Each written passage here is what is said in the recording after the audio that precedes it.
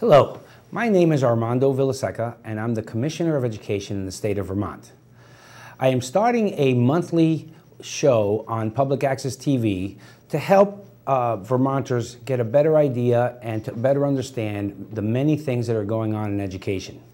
My Education Monthly Roundtable will provide Vermonters with an opportunity to hear from teachers, principals, superintendents, school board members, as well as the many other people who support education about what some of the important initiatives and what work we're doing in Vermont education to ultimately improve the opportunities for all students. Education is a very strong in Vermont, and it is a huge element in the economic driver. For this reason, I feel it's important to be able to have an opportunity to share with all of you the things that we're working on and what we are moving towards to improve education here in the state. You will see in a little bit some of the topics that we will be talking about. I will run through several of them right now just so that folks have an idea what the topics are we'll be talking about and why they're important to discuss. This first show is just a short introduction into what I plan to do over the next months and years. And one of the most relevant things that are happening right now has been the changes in our nutrition requirements that are a federal requirement that all Vermont schools must meet. These new requirements really improve the quality of the foods in our school, reduce the fat, and provide students with more and better nutritious and wholesome foods, really emphasizing fresh fruits and vegetables and cutting down on the amount of fat in our foods. Our first show after today will have folks from Hunger Free Vermont, people from the schools, Doug Davis from the Burlington School District, as well as others involved in improving the quality of our food in our schools. The second show after this one will be about the Common Core and standardized assessment that we will be moving to starting the 2015. Many of you may be aware that Vermont, New Hampshire, Maine, and Rhode Island have, for about the last 10 years, been operating under same standards. We call those the NECAP standards, New England Common Assessment Program. Starting 2015, 43 states from around the country have adopted and will be implementing what is called the Common Core standards. What these Common Core standards are is that all 43 of these states will be having the same expectations for their students. Right now we have 55, 56 different standards nationally. So this is a great way of moving us in the same direction so that we're all working on in the same area. We have students who move from state to state. We try to do comparisons between states as to how our students are performing. It's nearly impossible to do that under our current model. So these new standards are going to reflect higher expectations, stricter and more stringent requirements for students to meet, but it does level the playing field around the country. Along with the Common Core, we will be implementing this SBAC assessment. It's called the Smarter Balance Assessment Consortia. And out of the 50 states, there are about 24, 23 states that are participating in the SBAC assessment. There are another 17 or 18 states participating in another set of standards, assessment rather, called the PARC assessment. They are two different types of assessments, but compared to the 50 plus that we have right now, it really starts addressing commonalities among states, and again, being able to compare our students with students from other states because they will be taking the same assessment and will be having the same standards.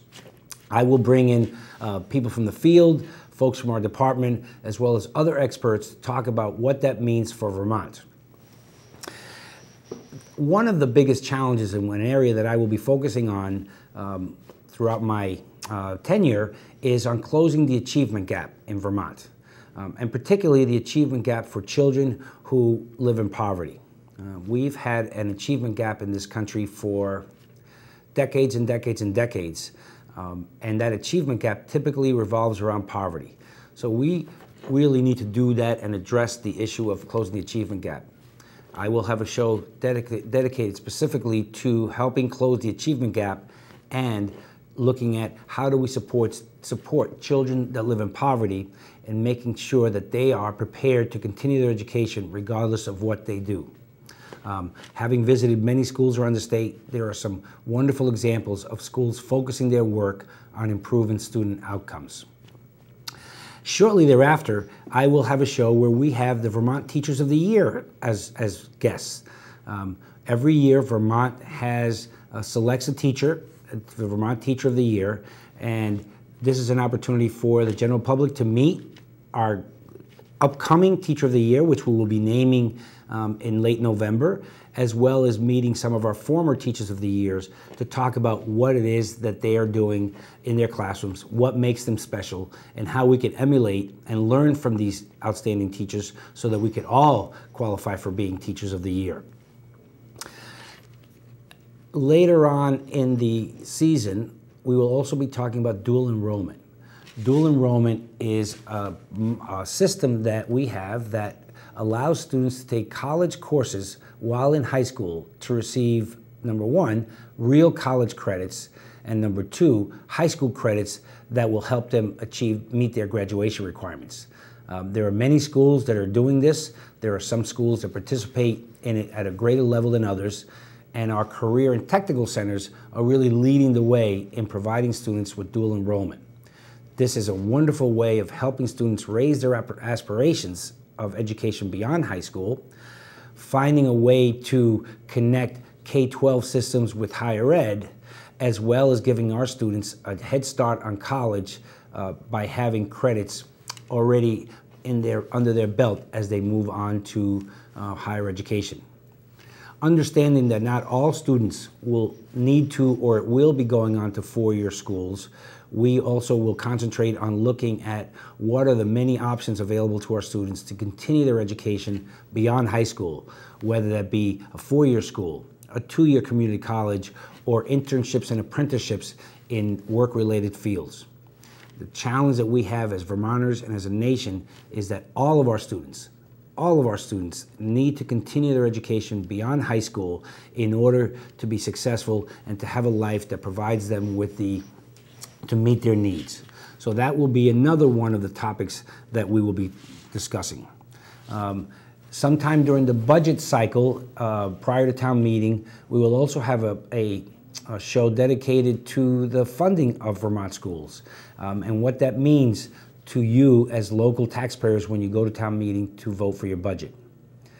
The big change that I think many of us have not quite grasped yet is that we are in a statewide funding program for education. Education now is paid through a statewide property tax as well as a local tax that all comes to the state to then be distributed as part of our funding formula. This is a complicated system, and I would like to bring some of the experts. Bill Talbot, my deputy for finance, will be here, as well as business managers from school districts to talk about what the reality is, what some of the perceptions are, and what it means for schools. I also want to talk a little bit about how well Vermont does nationally compared to many, many other states. We know that we have small class sizes. We know that we have safe schools. We know that we have either the second or first highest graduation rate in the country, which bodes very well for our students. We also do very well on a national assessment called the NAEP, the National Assessment for Educational Progress. This is the only assessment available that tries to compare students from one state to the other. Vermont is always in the top 5 states in the country in grade 4 and grade 8 in math and reading language arts. I want to take an opportunity to talk about all the wonderful things that go on in Vermont, the wonderful teaching staff, the wonderful administrators and educators that we have working in all of our schools to make sure that our students continue to lead the country in education. At the same time, this show will also provide some of the challenges that we're facing. You just heard me say that Vermont does have one of the highest, if not the highest, graduation rate in the country. However, we're not leading the country in students continuing their education. Right now, we're under 50% of our students who graduate from Vermont high schools are continuing their education. We want to find out why. We want to provide supports. We want to provide systems that help students and help schools raise the aspiration rates for all of our students. So that will be another one that I think is very interesting to Vermonters, both from an education perspective as well as from an economic development perspective. At some point in the spring, as many of you may know, the Department of Education is changing to an agency. This past year, the legislators passed a bill that now has the Department of Education, which was independent from the governor's office, working with the governor, and the governor will be leading education. This is a wonderful step forward to make sure that the individual who has the highest authority and the governor of the state will be the voice for education. We will have a show sometime in the spring to talk about that and what it means to you, and ultimately what it means for kids and the state of Vermont. Another area that I will be discussing throughout the year is about early education. We know that students who start school with a strong early education model or are prepared for school will be more successful as they go on in their education. The governor, the department, as well as our partners in the field all support increasing opportunities for students to receive preschool and early education prior to arriving in kindergarten. Children need to be ready to start school at the age of 5. Many of our children are not receiving that preparation. And when you look at children who live in poverty, 5-year-olds who start school have a certain vocabulary. Children who live in poverty have a much, about 1,000 to 2,000 word less vocabulary than those that start school. So how do we help level the playing field? And the only way that we can help level the playing field for all students so that they're all prepared to learn is by increasing opportunities for early education, providing higher quality preschools so that all children are entering schools ready to learn and with the joy of learning.